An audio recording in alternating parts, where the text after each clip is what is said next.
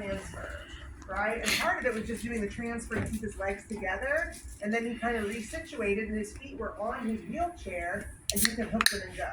Totally different than if I am sitting here and I have to get all the way down here to my legs, right?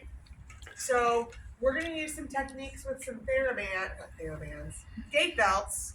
I'm about to watch my word selection today. I can tell it's going to be a little off. Well, you can hook a gait belt around and they can hook the gait belt with their arms. Wrists can be extended. And again, they're kind of pulling them in and flinging back to get their legs over. And then they're doing that sit-up, however they're going to do the sit-up, right? To kind of get up and kick their legs out. Sean was awesome. He was able to kind of pop up like this and just kind of kick his legs out however he needed and then just get back down.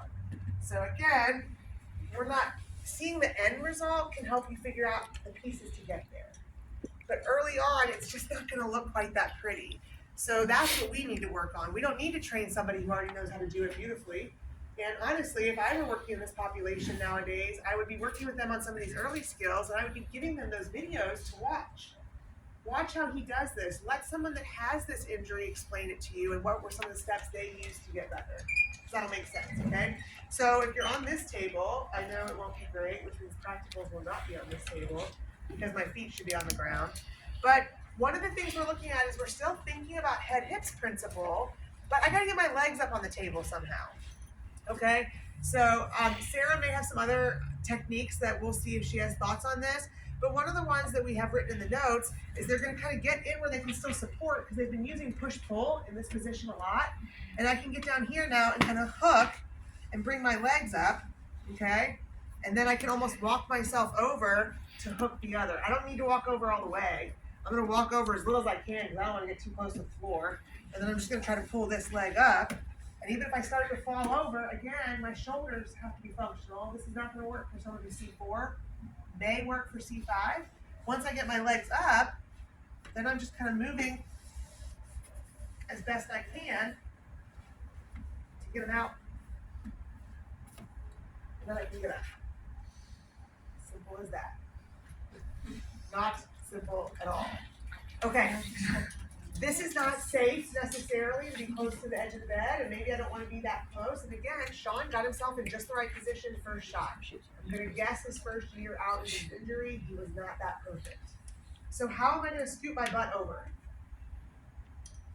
I would like you guys to practice doing this in your chairs, trying to do just push-ups like this to do, and see how much triceps that takes.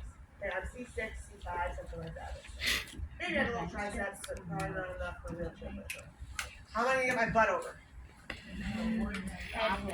Head, hips principle, exactly. I'm going to get my head the other way. So I'm going to pull myself up here. I'm going to throw my head this way to use momentum, and then I'm doing a swing move, right? So I'm going to kind of pull up and just see if I can start to shift a little, and then I might have to come here and move my legs over a little more. Okay? If that's enough, that's enough. If it's not, maybe I'm doing it again. Okay? So again, think of those principles. They can't lean this way because all the weight goes on the side when you're trying to free up. So think head hips on that. All right? I would suggest when you try doing this to practice with your partners that you try pulling the legs up just so you can see the position you have to get into, where to put your arms to try to hook.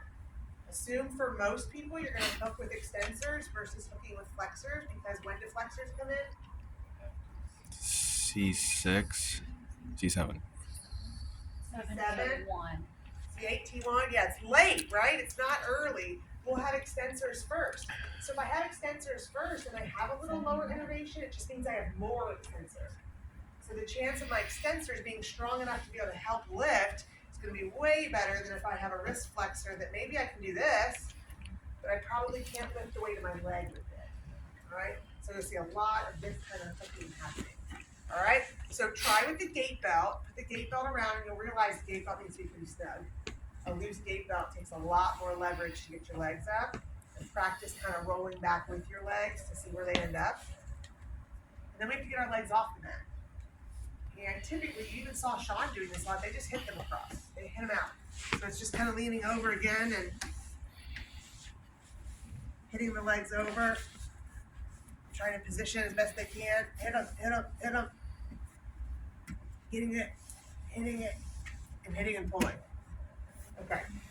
I haven't quizzed you on all the things needed for muscles yet, so we're going to do that later when we do our transfers, and we'll go back over our muscle reviews and our innervation reviews. But what I'm not going to go over transfers with you guys. We had it in the summer. We did it with the amputees in the fall. It's not different with this population other than, remember, head hips. So this